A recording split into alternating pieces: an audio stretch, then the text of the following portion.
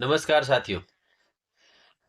आज हम बात करेंगे द्वादश ज्योतिर्लिंग की इस श्रृंखला में चौथे ज्योतिर्लिंग ओंकारेश्वर ज्योतिर्लिंग के बारे में। ओंकारेश्वर ज्योतिर्लिंग मध्य प्रदेश के खंडवा जिले में नर्मदा नदी के तट पर स्थित है। यहाँ पर इसके आविर्भाव प्राकट्य की जो कथा है वह इस प्रकार है।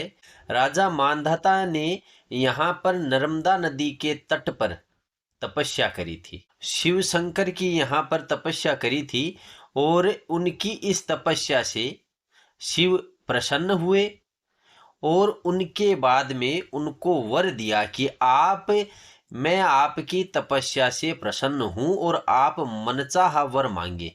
जो आपको अभिलाषित है, जो आपकी इच्छा है, वह आप वर मांगे। तब राजा मानधाता ने कहा कि हे प्रभु, आप यहीं पर विराजमान हो, ऐसी मेरी इच्छा है और यही मैं आपसे वरदान मांगना चाहता हूं कि आप यहीं पर विराजमान हो जाएं। इस कारण से शिव शंकर वहीं पर विराजमान हो गए और वह जो पर्वत जहां पर तपस्या हुई वह मानधाता पर्वत के नाम से विख्यात हुआ। और जहां पर यह ज्योतिर्लिंग प्राकाट्य में आया, जहां पर इस ज्योतिर्लिंग का आविर्भाव हुआ, वह एक द्वीप है और उस द्वीप को मानधाता द्वीप या शिवपुरी द्वीप भी कहते हैं।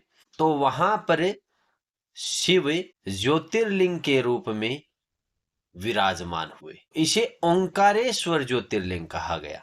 एक दूसरी कथा और है और वह श्री शिव महापुराण के श्री कोटि रुद्र संहिता के 18वें अध्याय में एक कथा आती है।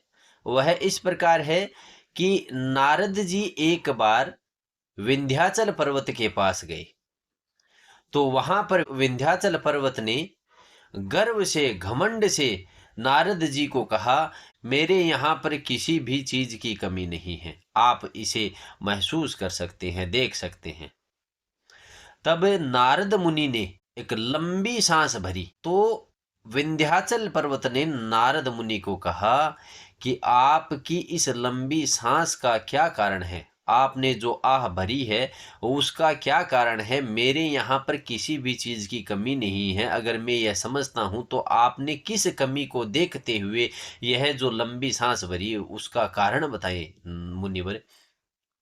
तो नारद मुनि को अहंकार तोड़ने वाला मुनि भी कहा जाता है। वह सबके अहंकार तोड़ते हैं। तो विंध्याचल पर्वत को जो अहंकार था वह हर चीज का, हर वस्तु होने का, वह उनको तोड़ना था। और इस कारण से नारद मुनि ने उनको उत्तर दिया कि आपके यहाँ पर हो सकता है किसी चीज की कमी ना हो, मगर आपके यहाँ पर मेरु पर्वत, जिसे सुमेरु पर्वत भी कहा जाता है, आपके यहाँ पर मेरु पर्वत के जितनी विशालता नहीं है, मेरु पर्वत जितनी संपन्नता नहीं है। क्योंकि जो मेरु पर्वत है उसकी ऊंची ऊंची चोटियां देवलोकों तक जाती है। और यह कहकर नारद मुनि वहां से चले गए। तब विंध्याचल को दुख हुआ कि ऐसा क्या है जो मेरु पर्वत के पास है और मेरे पास नहीं है। और इस बात ने विंध्याचल पर्वत का घमंड तोड़ते हुए उन्हें दुख से भर दिया।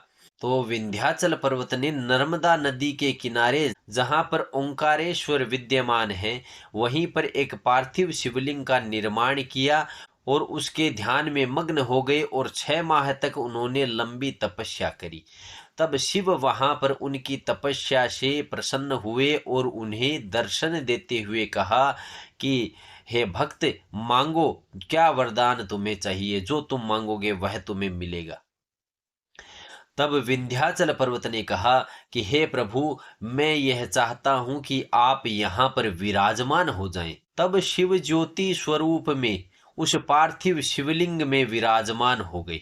तो जो प्रणव जो शिवलिंग था वह ओंकारेश्वर के नाम से विख्यात हुआ और जो पार्थिव शिवलिंग जिसमें ज्योति स्वरूप विद्यमान शिव हुए वह परमेश्वर, ममलेश्वर, अमलेश्वर, आदि नामों से वह विख्यात हुआ। तो ओंकारेश्वर ज्योतिर्लिंग जो है वह दो पृथक भागों में विराजमान है। एक ममलेश्वर और दूसरा ओंकारेश्वर। ममलेश्वर को अमलेश्वर और परमेश्वर भी कहा है। इस प्रकार दोनों शिवलिंग थोड़ी दूरी पर विराजमान होते हुए भी, पृथक होते हुए भी दोनों एक ही है, दोनों एक के ही भाग हैं। यह ओंकारेश्वर ही है। अपितु दोनों अलग अलग हैं, मगर दोनों की महानता एक ही है। दोनों एक ही ज्योतिर्लिंग के रूप माने गए हैं। अब बात करते हैं ओंकारेश्वर ज्योतिर्लिंग की कुछ विशेषताओं के बारे में। तो यहाँ की जो प्रमुख विशेषता है वह यह है कि यहाँ पर शिव व पार्वती रोज रात्रि में शयन करने के लिए आते हैं, और उनके लिए जब रात्रि में शयन आरती होती है तो उसके बाद में चौपड़ बिछाई जाती है। और मान्यता है कि शिव व पार्वती दोनों जब यहाँ पर शयन करने के लिए आते हैं तो पहले वह चौपड़ पासे खेलते हैं, और उनके लिए जो चौपड़ बिछाई जाती है उनके पासे सीधे रखे जाते हैं, और जब प्रातः काल में दरवाजा खोल के देखा जाता है तो वह चौपड़ बिखरी हुई मिलती है, पासे पलटे हुए मिलते हैं। यह यहाँ की मुख्य विशेषता है। दूसरी यहाँ की यह विशेषता है कि यह जिस द्वीप पर है वह द्वीप ओम के आकार का है, इस कारण से इसे ओंकारेश्वर नाम भी दिया गया। यह प्रणव स्वरूप में है, क्योंकि सृष्टि में जब पहला शब्द उच्चरित हुआ वह ओम था, जिसे प्रणव अक्षर भी कहा जाता है। ए उ मैं बिंदु और नाद, इन पांचों से मिलकर ओम जो शब्द बना है वह प्रणव अक्षर है, और यह जो प्रणव अक्षर है इसी से यह प्रणव ज्योतिर्लिंग है। और तीसरी इसकी जो मुख्य विशेषता है वह ये है कि यह द्वादश ज्योतिर्लिंगों में से एक मात्र ऐसा ज्योतिर्लिंग है जो दो पृथक विभागों में विभाजित होते हुए भी दोनों एक ही हैं, दोनों के मध्य दूरी है, दोनों अलग अलग मंदिरों में स्थापित होते हुए भी एक ही ज्योतिर्लिंग है। दो यहाँ पर मंदिर हैं, एक अमलेश्वर ममलेश्वर, एक परमेश्वर, और दूसरे ओंकारेश्वर ज्योतिर्लिंग, और दोनों एक ही हैं। तो ये है ओंकारेश्वर ज्योतिर्लिंग, द्वादश ज्योतिर्लिंगों में चौथा ज्योतिर्लिंग। धन्यवाद साथियों।